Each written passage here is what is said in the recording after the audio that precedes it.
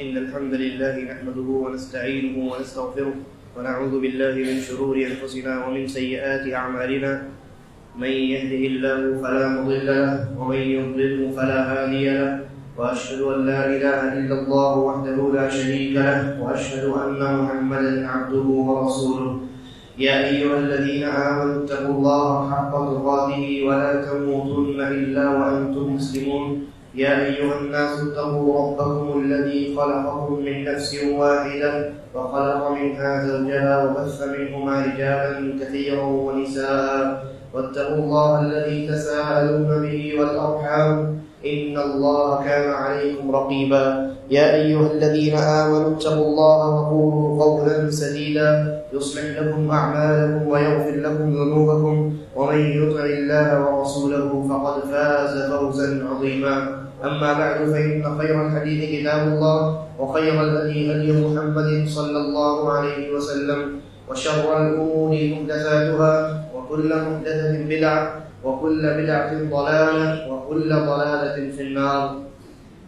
قال الله عز وجل: وإذا جاءهم أمر من الأمن أو الخوف أذاعوا به ولو ردوه إلى الرسول وإلى أولي الأمر منهم لعلمه الذين يستنبطونه منهم ولولا فضل الله عليكم ورحمته لاتبعتم الشيطان إلا قليلا. ہر قسم کی حمد و ثنا، تعریف و توصیف، کبریائی اور بڑائی، عظمت و بزرگی اللہ تبارک و تعالیٰ کے لیے لائق و زیبا ہے. درود و سلام نازل ہو اس نبی محترم پر جنہیں اللہ تبارک و تعالیٰ نے اپنی شریعت کی تکمیل کے لیے اور اپنی آخری کتاب کو امت تک پہنچانے کے لیے مبعوث فرمایا، یعنی جناب محمد رسول اللہ صلی اللہ علیہ وسلم. حضرات، جب نبی اکرم جناب محمد رسول اللہ صلی اللہ علیہ وسلم اس دنیا میں تشریف لائے تو وہ وقت اور وہ زمانہ اندھیروں کا زمانہ تھا، وہ تاریکیوں کا دور تھا. شرک کی تاریکی، کفر کی تاریکی، بہت سارے خرافات کی تاریکیاں. ان اندھیروں کے درمیان اللہ تبارک و تعالی نے نبی آخر الزمان جناب محمد رسول اللہ صلی اللہ علیہ وسلم کو توحید کی روشنی دے کر دین اسلام کے نور کے ساتھ ایمان اور دین اسلام اور شریعت اسلامیہ کی ہدایت کے ساتھ اللہ تبارک و تعالی نے ان تاریکیوں میں اور ان اندھیروں میں مبعوث فرمایا تاکہ آپ کی بدولت دنیا کے اندر جو اندھیرے ہیں اور جو تاریکیاں ہیں وہ ختم ہو سکے اور وحی الہی کا نور، توحید کی روشنی پوری دنیا میں پھیل سکے. اس کے بعد نبی اکرم صلی اللہ علیہ وسلم جب اس دنیا میں تشریف لائے ایک عرصہ لگا، لیکن پھر جب توحید کی روشنی پھیلی تو ایسی پھیلی کہ دنیا کا ایک بہت بڑا خطہ مسلمان ہو گیا. اللہ رب العالمین کی وحدانیت کی گواہی دنیا کے ایک بہت بڑے خطے نے دی، لیکن اس سنہرے دور کے متعلق نبی اکرم صلی اللہ علیہ وسلم نے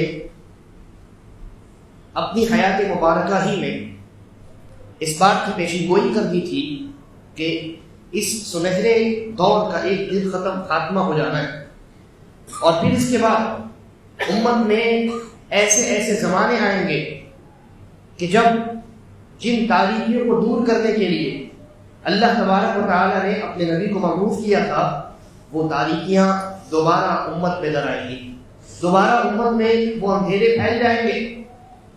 چنانچہ نبی اکرم جناب محمد رسول اللہ صلی اللہ علیہ وسلم نے اپنی متعدد احادیث میں ہمیں اس بات کی خبر دی ہے کہ ایک زمانے کے بعد بالخصوص جب زمانہ قیامت کے قریب ہو جائے گا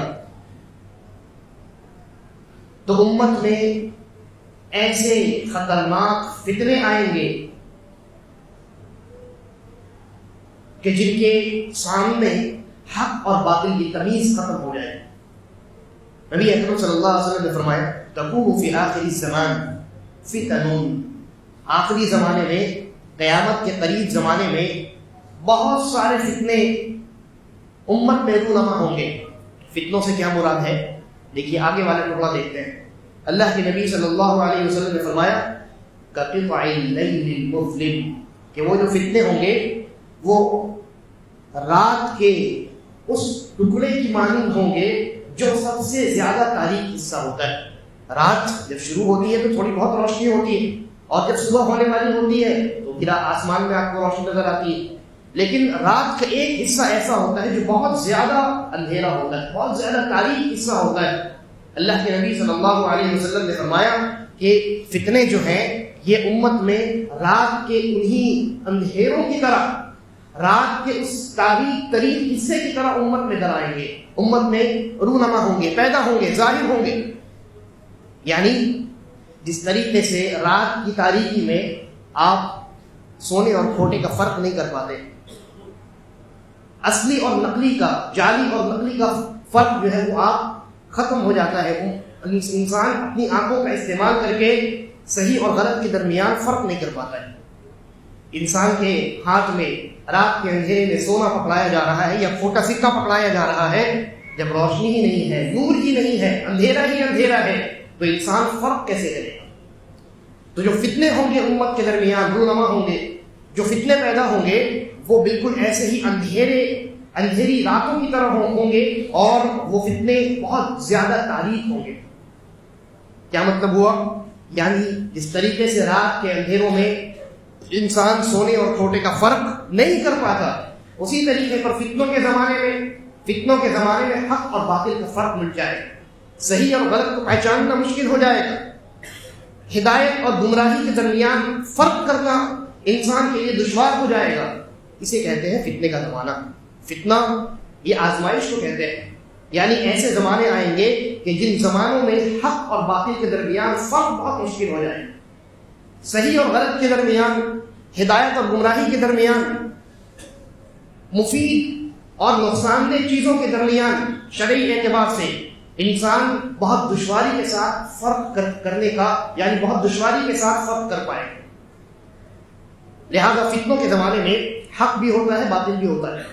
فتنوں کے زمانے میں ہدایت بھی ہوتی ہے، گمراہی بھی ہوتی ہے، لیکن فتنے کا سب سے بڑا نقصان یہ ہوتا ہے کہ انسان ان دونوں کے درمیان فرق نہیں کر پاتا رات کے اندھیروں کی طرف. اسی لیے اللہ کے رسول صلی اللہ علیہ وسلم نے فتنوں کے زمانوں کو رات کے اندھیرے، یعنی رات کے تاریک ترین حصے سے تشبیہ دی ہے. کہا جس طریقے سے رات کا تاریک ترین حصہ ہوتا ہے، سب سے زیادہ اندھیرا جو رات کے جس حصے میں ہوتا ہے، امت میں فتنے جب آئیں گے تو ایسے ہی صورتحال ہوگی. ہر طرف آپ کو بہت ساری چیزیں دکھائی دیں گی، اور یقیناً ان میں حق بھی ہوگا، باطل بھی ہوگا، صحیح اور غلط دونوں چیزیں اس میں موجود ہوں گی، لیکن دونوں کے درمیان آپ فرق نہیں کر پائیں گے. ایک عام آدمی ان دونوں کے درمیان فرق نہیں کر پائے گا. لہذا فتنوں کی اندھیروں کی وجہ سے وہ انسان فرق نہ کر پانے کی وجہ سے بسا اوقات باطل میں مبتلا ہو جائے گا، بسا اوقات نقصان دہ چیزوں کا شکار ہو جائے گا، اور بسا اوقات وہ گمراہی کے راستے پر چل پڑے گا. لہذا ایسے موقع پر نبی مکرم جناب محمد رسول اللہ صلی اللہ علیہ وسلم نے ہمیں کیا تعلیمات دی ہے؟ دو بڑی اہم بنیادی باتیں ہیں جن کا تذکرہ آج کے جمعے کے خطبے میں ہوگا. یہ جو حدیث میں نے پڑھی ہے، اسی حدیث میں اللہ کے نبی صلی اللہ علیہ وسلم نے پہلے یہ فرمایا کہ فتنے رات کے تاریک حصوں کی طرح امت میں در آئیں گے، پیدا ہو جائیں گے. اور وہ فتنے کتنے خطرناک ہوں گے؟ کہا کہ ایک آدمی صبح میں مومن ہوگا، شام میں کافر ہو جائے گا، شام میں مومن ہوگا، صبح ہوتے ہوتے اس کا ایمان رفع ہو جائے گا، ختم ہو جائے گا. اتنے خطرناک زمانے آئیں گے. آج دیکھیے وہ زمانہ آ چکا ہے، اور جب یہ خطرناک فتنوں کا زمانہ چل رہا ہوگا، اللہ کے نبی صلی اللہ علیہ وسلم نے ہمیں جس بات کی تلقین کی ہے اسی حدیث میں آپ نے آگے فرمایا. کہا کہ ایسے پرفتن زمانے میں، ایسے خطرناک زمانے میں رات کے اندھیروں کی طرح جب فتنے امت میں در آئیں گے، تاریکیوں کے، ظلمت کے، اندھیروں کے ان زمانوں میں تمہیں کیا کرنا ہے؟ اللہ کے نبی صلی اللہ علیہ وسلم نے فرمایا کہ ایسے زمانے میں وہ انسان جو بیٹھا ہوا ہے وہ چلنے والے انسان سے بہتر ہے، اور جو انسان چل رہا ہے وہ انسان فتنوں کے زمانے میں دوڑنے والے انسان سے بہتر ہے۔ کیا مطلب ہوا؟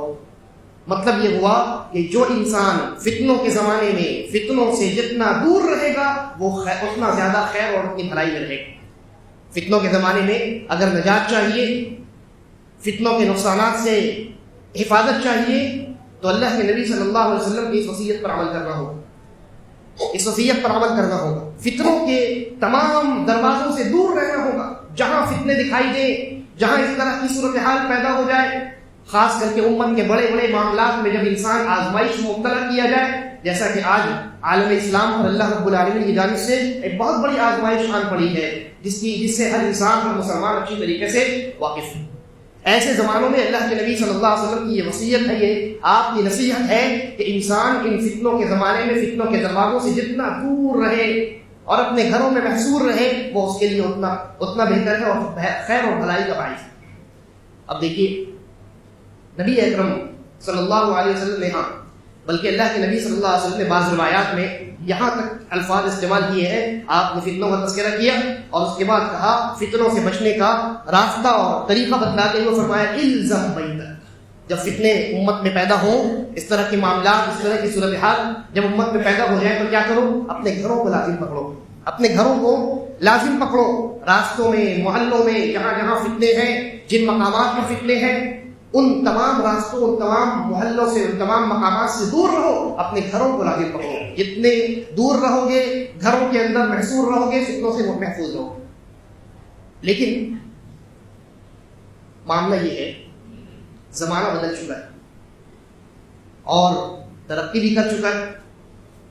اس زمانے میں ایک انسان اپنے آپ کو اگر فتنے سے بچانا چاہتا ہو تو اس کے لیے نبی اکرم صلی اللہ علیہ وسلم کی اس نصیحت پر عمل کرنا آسان تھا کہ وہ اپنی ذات کو فتنوں کے مقامات سے بچا لے۔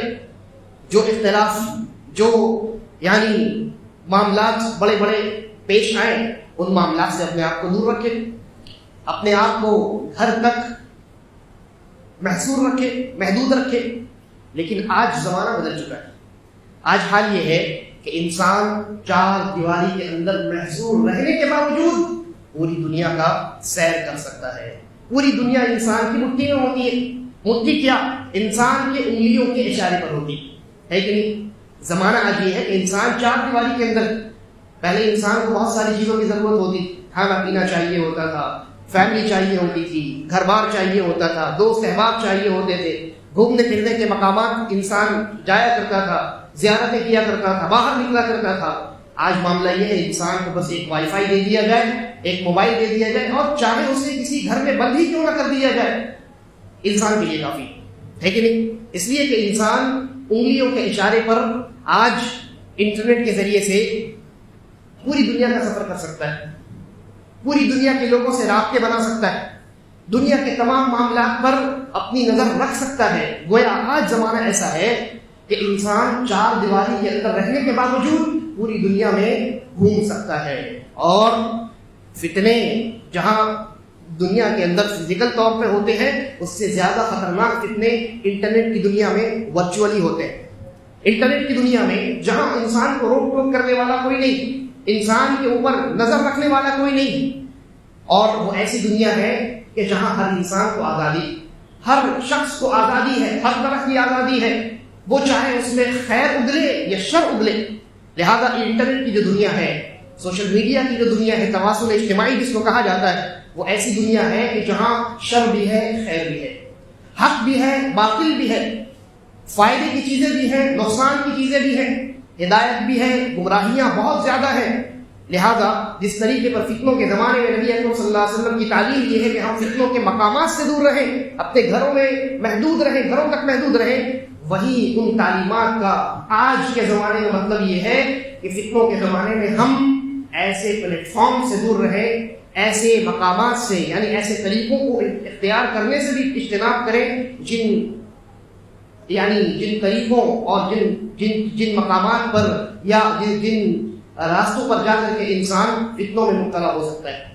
اس لیے آج کے زمانے میں فتنوں کا جو زمانہ چل رہا ہے، انسان پر یہ واجب ہے کہ وہ انٹرنیٹ کی دنیا میں بہت زیادہ محتاط ہو کر کے زندگی گزاریں. سوشل میڈیا کا جو پلیٹ فارم آج ہے، آزاد پلیٹ فارم، اس پلیٹ فارم پہ انسان پر یہ واجب ہے کہ وہ خاص کر کے موجودہ زمانے میں جتنا دور رہ سکتا ہے. اس لیے کہ دیکھیے جو آزمائش آج امت پر آئی ہے، اس کے نتیجے میں کہتا ہوں کہ پوری امت پر یہ آزمائش آئی. امت کے چند لوگوں پر یہ آزمائش نہیں آئی، بلکہ پورا عالم اسلام اس آزمائش کا شکار، عوام بھی اور خواص بھی. لہذا آج جو انٹرنیٹ کا زمانہ ہے، پل پل کی خبریں انسان تک پہنچتی اور ہر انسان اپنی رائے کے اظہار میں آزاد ہے.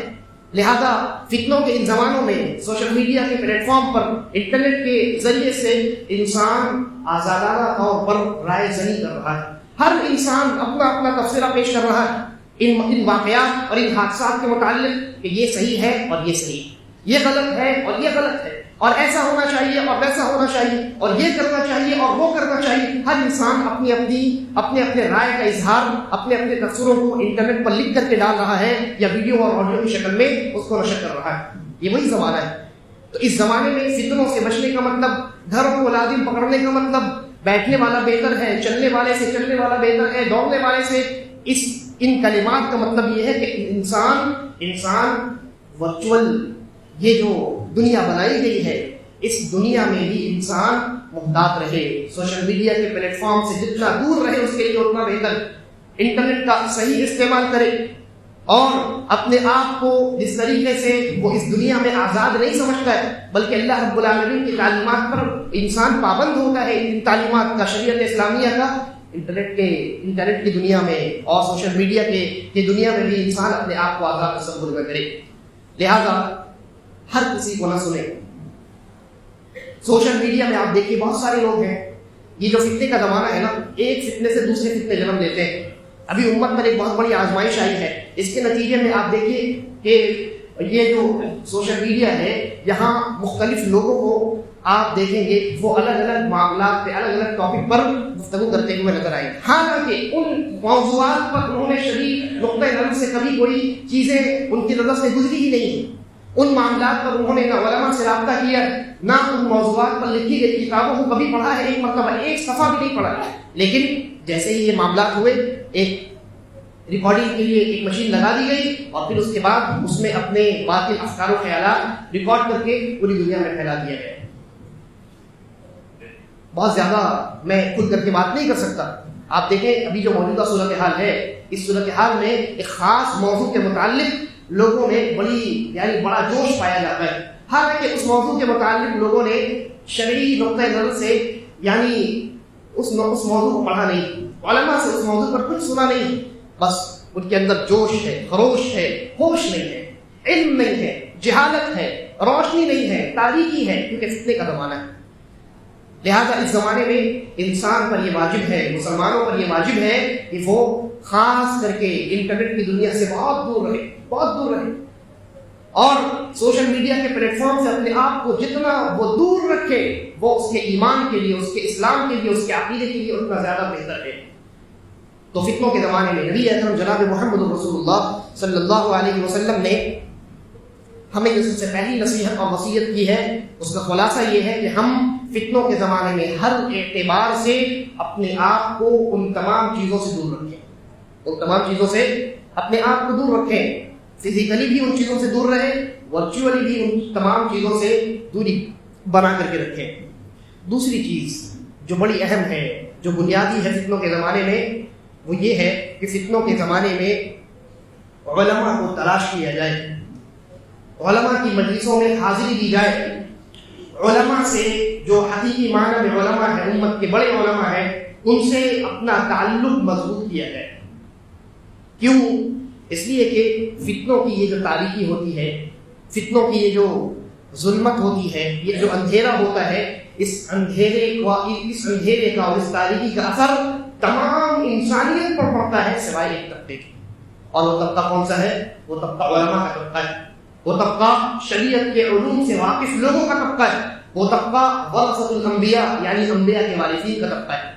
اس طریقے پر رسول اللہ صلی اللہ علیہ وسلم کو اللہ تبارک و تعالی نے شرک اور کفر کی تاریکیوں میں وحی الہی اور توحید نور کے ساتھ نور توحید کے نور کے ساتھ مبعوث کیا تھا، اسی طریقے پر موجودہ زمانے میں فتنوں کے زمانے میں نبی اکرم صلی اللہ علیہ وسلم کے وارثین علماء ان تاریکیوں کو دور کرنے پر قادر ہے اور ان اندھیروں کو علم کی روشنی سے منور کرنے پر قادر ہے۔ دیکھیے امت میں یہ جو علم ہے، شریعت کا علم جس میں نجات ہے، جس میں خیر و بھلائی ہے، اللہ کے نبی صلی اللہ علیہ وسلم نے ہمیں اس بات کی خبر دی ہے کہ یہ علم اچانک نہیں اٹھایا جائے بلکہ کیسے اٹھایا جائے۔ اللہ کے نبی صلی اللہ علیہ وسلم نے فرمایا ان اللہ لا يقبض العلم انتزاعا ينتزعه من العباد، ایسا نہیں ہوگا کہ اللہ تبارک و تعالیٰ اپنے بندوں سے اچانک علم کو اٹھا لے گا، سلب کر لے گا۔ ایسا نہیں ہوگا کہ رات میں انسان سو کر کے صبح اٹھے گا اور یہ معلوم ہوگا کہ جا دنیا سے علم اٹھا لیا گیا، ایسا نہیں ہوگا، بلکہ اللہ کے نبی صلی اللہ علیہ وسلم نے فرمایا وَلَكِنْ يَقْبِضُ الْعِلْمَ بِقَبْضِ الْعُلَمَاءِ، بلکہ اللہ رب العالمین علم کو کیسے اٹھائے گا؟ اہل علم کو اٹھا لے گا، علم اپنے آپ اٹھ جائے گا۔ اہل علم یعنی علماء کو اٹھا لیا جائے گا، علم نہیں باقی بچے گا۔ اس لیے کہ علم کتابوں میں لکھی ہوئی حروف، لکھے ہوئے سطور اور لکھے ہوئے جملوں کا نام نہیں، علم معلومات کا نام نہیں، بلکہ علم ایک روشنی ہے، ایک نور ہے جسے حاصل کیا جاتا ہے اور جس کو حاصل کرنے میں بڑی مشقتوں کا سامنا ہوتا ہے اور ان مشقتوں کو علماء برداشت کرتے ہیں۔ اس طریقے پر انبیاء علیہ السلام وحی الہی اللہ رب العالمین سے حاصل کر کے دنیا والوں تک جب پہنچاتے ہیں تو بڑی مشکلات کا سامنا ہوتا ہے۔ اسی طریقے پر یہ علماء جب علم کو حاصل کرتے ہیں تو بڑی مشقات سے، بڑی مشقتوں سے ان کو گزرنا پڑتا ہے، تب جا کر کے تھوڑا سا علم ان کے پاس آتا ہے۔ اللہ کے نبی صلی اللہ علیہ وسلم نے فرمایا کہ علم اچانک نہیں اٹھے گا بلکہ اللہ تبارک و تعالیٰ علماء کو آہستہ آہستہ اٹھا لے گا، علم خود بخود اٹھ جائے گا، امت علم سے، شرعی علم سے اور دینی اور اسلامی علم سے خالی ہو جائے گا۔ اور پھر کیا ہوگا؟ اللہ کے نبی صلی اللہ علیہ وسلم نے فرمایا وَإِذَا لَمْ يُبْقَ عَالِمًا، اور جب تمام علماء اٹھا دیے جائیں گے، امت علماء سے خالی ہو جائے گی اور ایک عالم بھی نہیں بچے گا۔ فرمایا اتخذ الناس رؤوسا جہالا، تو لوگ جاہلوں کو اپنا رئیس بنا لیں گے، جاہلوں کو اپنا پیشوا، سردار، اپنا بڑا تصور کریں گے، بڑے بڑے معاملات میں، چھوٹے چھوٹے معاملات میں، ہر طرح کے معاملات میں اسی کی جانب رجوع کریں گے، ان جاہلوں کی جانب رجوع کریں گے۔ اتخذ الناس رؤوسا جہالا، جہال جاہل کیا مراد ہے اس سے؟ جاہل یعنی شریعت کے اعتبار سے جاہل، شرعی معاملات سے ناواقف شخص اور دینی معاملات سے ناواقف شخص، جسے دین کی شریعت کی فقہ اللہ تبارک و تعالیٰ کی جانب سے نہیں دی گئی، جسے مصالح اور مفاسد کا کوئی لحاظ نہیں ہے، اور جس نے علماء کے پاس بیٹھ کر مشقتوں کے ساتھ ان کے سامنے زانوئے تلمس طے کر کے علم کو، شرعی علم کو، دینی علم کو حاصل نہیں کیا ہے، ایسے لوگ ہاں دنیاوی معاملات میں وہ بہت بڑے ماہر ہو سکتے ہیں۔ یہ جو جاہل ہے، جن کو اپنا سردار بنا لیا جائے گا، جن کو اپنا بڑا تصور کیا جائے گا، یہ لوگ دنیاوی اعتبار سے انجینئر ہو سکتے ہیں، ڈاکٹر ہو سکتے ہیں، وکیل ہو سکتے ہیں، P H D degree holder ہو سکتے ہیں، بہت بڑے ماہر شخصیت ہو سکتے ہیں، بہت بڑے کمپنی کے سی ای او ہو سکتے ہیں، کچھ بھی ہو سکتے ہیں، دنیاوی معاملے میں بہت آگے ہو سکتے ہیں، بہت اونچے مقام پر فائز ہو سکتے ہیں، لیکن دینی اعتبار سے، شرعی اعتبار سے ان کا تعلق دینی اور شرعی علوم سے نہیں ہوگا۔ انہی لوگوں کے بارے میں اللہ کے نبی صلی اللہ علیہ وسلم نے فرمایا اتخذ الناس رؤوسا جہالا، ایسے جاہلوں کو، ناواقف لوگوں کو، شریعت سے نابلد لوگوں کو لوگ اپنا بڑا بنا لیں گے، اپنا رئیس بنا لیں گے، اور پھر کیا ہوگا؟ فسئلوا، پھر کیا ہوگا؟ اللہ کے نبی صلی اللہ علیہ وسلم نے فرمایا، ایک جملہ فرمایا، کہا پھر ان سے پوچھا جائے گا۔ کیا پوچھا جائے گا؟ سوالات پوچھے جائیں گے، دین کے نازک ترین معاملات پر ان کو رائے زنی کا مکلف کیا جائے گا کہ یہ بڑا معاملہ امت میں پیش آیا ہے، یہ حالت فلاں جگہ پہ ہے اور یہ معاملہ فلاں جگہ چل رہا ہے، آپ بتائیے آپ کی کیا رائے ہے؟ ہم آپ کی رائے جاننا چاہتے ہیں، ہم آپ کو آپ کے تبصرے اور آپ کے نظریے کا اظہار چاہتے ہیں، ان سے پوچھا جائے گا۔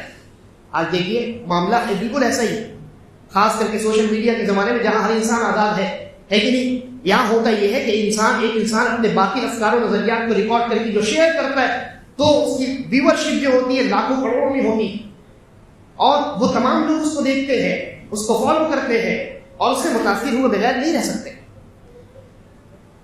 یہ سب کون ہے؟ کیا یہ علماء ہے؟ نہیں۔ ان کا تعلق شرعی علوم سے ہے؟ نہیں۔ یہ سارے کے سارے دنیا دار لوگ ہیں جنہوں نے علم حاصل کرنے میں جو وقت گزارا ہے وہ دنیاوی علم تھا، دینی علم نہیں تھا. انہیں شرعی معاملات کی جو نزاکت ہے اس سے انہیں ذرہ برابر بھی واقفیت نہیں، لیکن وہ دین کے بڑے بڑے معاملے میں اپنی رائے زنی، اپنے نظریے کا اظہار وہ ضروری سمجھتے ہیں. تو اللہ کے نبی صلی اللہ علیہ وسلم نے فرمایا فَسُئِلُوا، ان سے پوچھا جائے گا. آپ دیکھیے آج کل معاشرے میں حال بالکل یہی ہے. انسان کے یہاں ایک بچہ پیدا ہوتا ہے، اس کے عقیدے کا مسئلہ ہوتا ہے، انسان علماء کے پاس آنے کے بجائے یوٹیوب پہ سرچ کرتا ہے کیسے عقیقہ کیا جائے، عقیقے میں کون سی دعا پڑھی جائے، عقیقے میں کون سے جانور کو ذبح کیا جائے، عقیقہ کس دن کیا جائے. اتنا چھوٹا سا معاملہ ہے، اس معاملے میں بھی انسان علماء سے نہیں جڑتا ہے. تو بڑے بڑے معاملات میں کہاں سے جڑے؟ بڑے بڑے نازک ترین معاملات میں انسان علماء کے پاس کہاں سے آئے گا؟ وہ سمجھتا ہے کہ ہمارے لیے یہ یوٹیوب کافی ہے، یہ فیس بک اور سوشل میڈیا کافی ہے. جی نہیں، ہرگز نہیں، بلکہ یہ تمام چیزیں فتنوں کی جگہ ہے. یہاں فتنے بھری پڑی ہیں، بھرے پڑے ہیں، اور یہاں حق اور باطل تمام چیزیں ملا کر کے آپ کے سامنے پیش کی جاتی ہیں. ہمارے اور آپ کے اندر اتنی صلاحیت ہی نہیں ہے کہ ہم حق اور باطل کو الگ الگ کر سکیں، صحیح اور غلط اور ہدایت اور گمراہی کے درمیان ہم فرق کر سکیں، خاص کر کے فتنوں کے زمانے میں. تو اللہ کے نبی صلی اللہ علیہ وسلم نے فرمایا فَسُئِلُوا، ان سے پوچھا جائے گا، فَأَفْتَوْا بِغَيْرِ عِلْمٍ. ایسا بھی نہیں ہوگا کہ ان سے پوچھا تو گیا ہے، بیچارے کو زبردستی مکلف کر دیا گیا، اس کی کوئی غلطی نہیں ہے، وہ آدمی کہے گا کہ نہیں مجھے نہیں معلوم ہے، مجھ سے نہ پوچھو، جا کے علماء سے پوچھو. ایسا بھی نہیں ہوگا، ایسا بھی نہیں ہوگا. بلکہ کیا ہوگا؟ اللہ کے نبی صلی اللہ علیہ وسلم نے فرمایا جب ان سے بڑے بڑے معاملات میں ان کی رائے کا مطالبہ کیا جائے گا، وہ فتویٰ دیں گے بغیر علم کے فتویٰ دیں گے. فَأَفْتَوْا بِغَيْرِ عِلْمٍ، وہ یہ نہیں کہیں گے میں نہیں جانتا، مجھے اس مسئلے کے بارے میں نہیں معلوم ہے، جاؤ علماء سے پوچھو. نہیں، اس لیے کہ مجھے نہیں معلوم ہے، اس بات کا علم ہونا بھی آدھا علم ہے.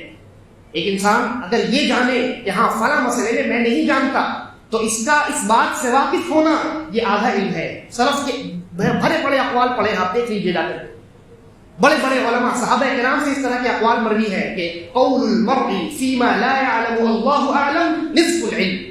انسان کا ان معاملات میں جن کے بارے میں اسے علم نہیں ہے یہ کہنا کہ اللہ بہتر جانتا ہے. لا ادری، میں نہیں جانتا، ما ادری ما احسن الجواب، مجھے صحیح طریقے سے جواب نہیں معلوم ہے، یہی آدھا علم ہے.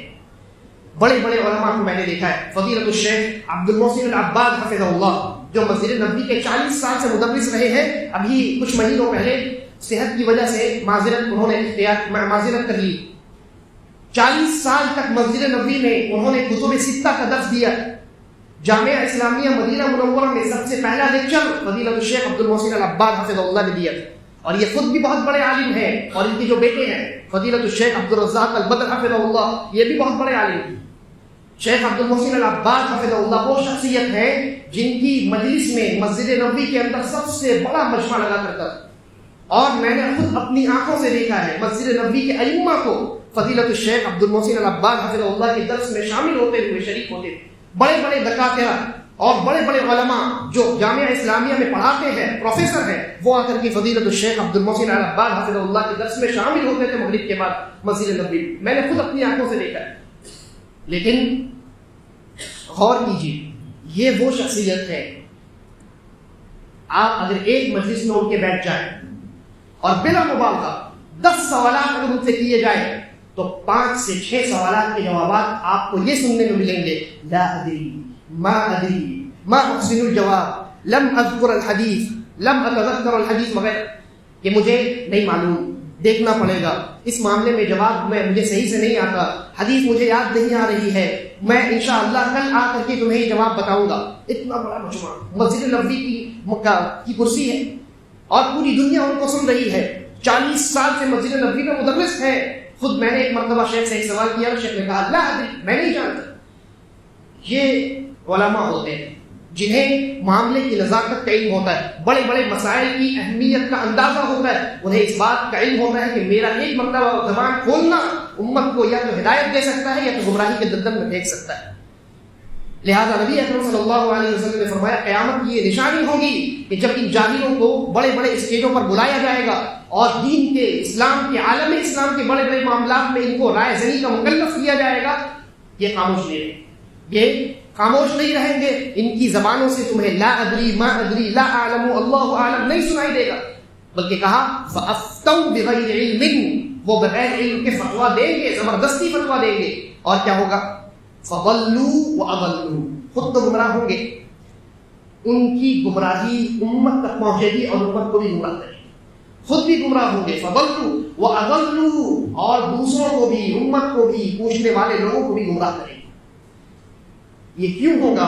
کیونکہ علماء امت سے اٹھا لیے جائیں گے، اور جب علماء اٹھا لیے جائیں گے تو علم باقی نہیں بچے گا، علم باقی نہیں بچے گا۔ حضرت انس ابن مالک رضی اللہ عنہ سے مروی ہے، موقوف روایت ہے، وہ فرماتے ہیں ان مثل العلماء فی الارض کمثل النجوم فی السماء، زمین میں علماء کی حیثیت وہی ہے جو حیثیت آسمان میں ستاروں کی ہے، یہتدی بہا فی ظلمات یہتدی بہا فی ظلمات البر والبحر، کہ جس طریقے سے آسمان میں جو ستارے ہیں اس زمانے میں ان ستاروں کی وجہ سے راستے معلوم کیا کرتے تھے، تاریک ترین راستے، اندھیرے راستے، چاہے خشکی کے ہوں یا سمندر کے ہوں، ستاروں کے ذریعے سے انسان سیدھے راستے پر چلا کرتا تھا، منزل مقصود تک پہنچا کرتا تھا۔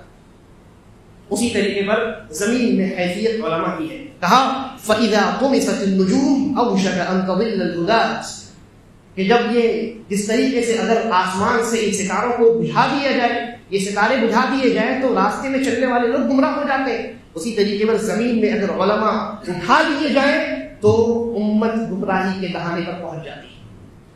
اس لیے بہت ضروری ہے کہ ہم ان حالات میں علماء سے اپنا تعلق جوڑیں، بڑے علماء پر اپنی نظر رکھیں، وہ کیا گفتگو کر رہے ہیں، ایسے ماحول میں ہمیں کن چیزوں کی تلقین کر رہے ہیں، کن چیزوں کے قریب جانے اور کن چیزوں سے دور رہنے کا ہمیں حکم دے رہے ہیں، ان پر عمل کیا ہے۔ ایک اور حدیث ہے، نبی اکرم جناب محمد رسول اللہ صلی اللہ علیہ وسلم نے فرمایا سیأتی علی الناس سنوات خداعات، کہ لوگوں پر دھوکے والے زمانے آئیں گے، بہت قریب ان قریب لوگوں کے درمیان ایسا زمانہ آئے گا جس میں دھوکہ دہی بہت عام ہوگی، یصدق فیہا الکاذب ویکذب فیہا الصادق، جھوٹوں کو سچا بتایا جائے گا اور سچوں کو جھوٹا بتایا جائے گا، ویؤتمن فیہا الخائن ویخون فیہا المؤتمن، اور جو امانت دار لوگ ہوں گے انہیں خیانت دار ڈکلیئر کر دیا جائے، اور جو خیانت دار لوگ ہوں گے انہیں سب سے بڑا امین تصور کیا جائے۔ یہ وہ زمانہ ہوگا، کیا آج وہ زمانہ نہیں آ چکا؟ اور کہا نبی اکرم صلی اللہ علیہ وسلم نے وَيَنْطِقُ الرُّوَيْبِضَةُ، اور رویبضہ گفتگو کریں گے۔ رویبضہ، صحابہ نے پوچھا کہ یا رسول اللہ وَمَا الرُّوَيْبِضَةُ، اے اللہ کے رسول یہ رویبضہ کیا چیز ہے، یہ کون ہے جو گفتگو کریں گے؟ آپ نے کہا اتنا خطرناک زمانہ ہوگا، صحابہ تو یہ جانتے تھے کہ نبی اکرم صلی اللہ علیہ وسلم کی موجودگی میں کوئی بات نہ کرے، امت کے علماء موجود ہوں تو کوئی اپنی زبان نہ کھولے۔ بڑی حیرت ہوئی، کہا کہ اتنا خطرناک زمانہ آئے گا اور آپ کہہ رہے ہیں رویبضہ گفتگو کریں گے، یعنی علماء گفتگو نہیں کریں گے۔ یہ کون ہے رویبضہ جو اتنے خطرناک زمانے میں، فتنوں کے زمانے میں یہ اپنی زبان کھولنے کی جرات کریں گے؟ کیا فرمایا؟ اللہ کے نبی صلی اللہ علیہ وسلم کا جواب سنیے اور موجودہ صورتحال کا اندازہ لگائیے۔ کہا رویبضہ کے بارے میں یہ کون ہے؟ کہا الرجل التافہ، عاجز آدمی، بیکار آدمی، جس کا دین سے کوئی تعلق نہیں، شریعت سے کوئی تعلق نہیں۔ الرجل التافہ، اور یتکلم فی امر العامہ، ایسا جاہل اور بیکار آدمی جو امت کے عمومی بڑے بڑے معاملات میں اپنی زبان کھولے، بڑے معاملات میں رائے زنی کرے، اپنے تبصرے پیش کرے، یہ رویبضہ ہے اور یہ قیامت کی نشانی ہے۔ آج دیکھیے فلسطین میں اللہ رب العالمین کی جو آزمائش چل رہی ہے اس کے نتیجے میں نئے رویبضہ پیدا ہو گئے۔ کوئی امام مہدی کے بارے میں یہ کہہ رہا ہے کہ بس یہ 15ویں صدی ہو چکی ہے، یہ 20ویں صدی جو چل رہی ہے، 21ویں صدی، اب یہ 2015 میں امام مہدی آ جائے۔ کوئی عیسیٰ علیہ السلام کے بارے میں پیشن گوئی پیش کر رہا ہے کہ بس 2-3 سال کے اندر عیسیٰ علیہ السلام نمودار ہو جائے۔ کوئی کہہ رہا ہے بس دجال اب تو پیچھے کھڑا ہے، ایک دیوار ٹوٹے گی اور دجال جو ہے وہ سامنے آ جائے۔ بڑے مفکرین، علماء نہیں، امت میں جو ہے نا آج اکثر تعداد جو ہے وہ زیادہ تر علماء کی نہیں ہے، مفکرین کی ہے۔ یہ مفکرین علماء نہیں ہیں، یہ بس اپنی عقل کا استعمال کرتے ہیں۔ ایک بہت بڑے مفکر کو میں نے یہ کہتے ہوئے سنا کہ قرآن کی بڑا عجیب و غریب صورتحال ہے کہ لوگ جو ہے اپنے باقی افکار و نظریات پر قرآن کو دلیل بنا لیتے ہیں۔ انہوں نے قرآن کی ایک آیت پیش کی، کہا اللہ رب العالمین نے کہا کلا والقمر، کہ قسم ہے چاند کی. کلا والقمر واللیل اذ ادبر والصبح اذا اسفر, کہ جب رات چلی جائے اور صبح آ جائے. انہوں نے کہا کہ یہ سورہ انشقاق کی آیت ہے, جا کر کے پڑھیے اس کو. یہ مکمل یعنی قیامت کے پس منظر میں ان آیات کا تذکرہ کیا گیا قرآن مجید میں. تو اس مفکر نے یہ کہا کہ اللہ تبارک و تعالیٰ نے یہاں چاند کی قسم کھائی ہے, اور یہ چاند جو ہے 14 دن میں مکمل ہوتا ہے. دیکھیے کہاں سے کہاں کیسا ڈھونڈا استدلال.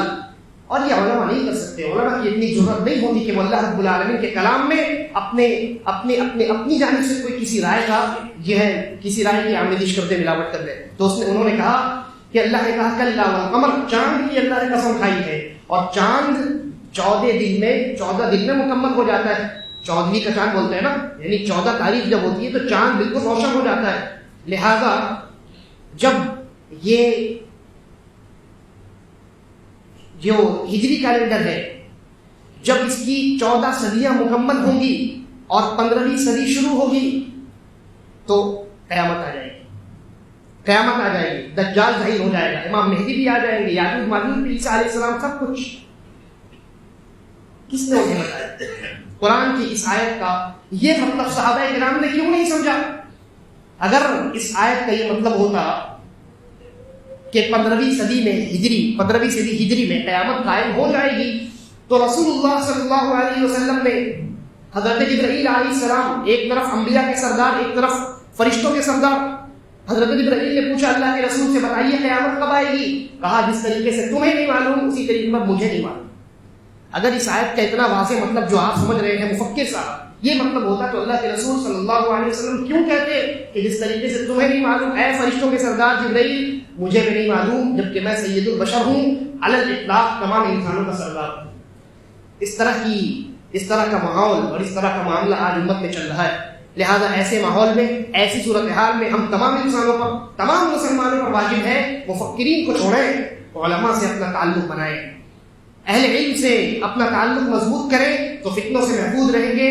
ورنہ جس طریقے سے ان فتنوں نے سب سے پہلے خوارج کو اپنے گرفت میں لیا, صحابہ کی موجودگی میں خوارج گمراہ ہو گئے, اسی طریقے پر آج کوئی بعید نہیں ہے کہ امت مسلمہ کے اندر گمراہیاں تو آ ہی چکی ہیں, مزید ان گمراہیوں میں اضافہ ہو جائے اور ہم گمراہیوں کے دلدل میں پھنس جائیں.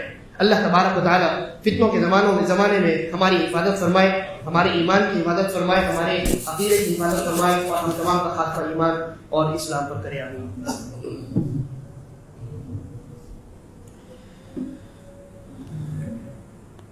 إن الحمد لله نحمده ونستعينه ونستغفره ونعوذ بالله من شرور أنفسنا ومن سيئات أعمالنا, من يهده الله فلا مضل له ومن يضلل فلا هادي له, وأشهد أن لا إله إلا الله وحده لا شريك له, وأشهد أن محمدا عبده ورسوله. عباد الله رحمكم الله, إن الله يأمركم بالعدل والإحسان وإيتاء ذي القربى وينهى عن الفحشاء والمنكر والبغي يعظكم لعلكم تذكرون. اذكروا الله يذكركم وادعوه يستجب لكم ولذكر الله أكبر والله يعلم ما تصنعون.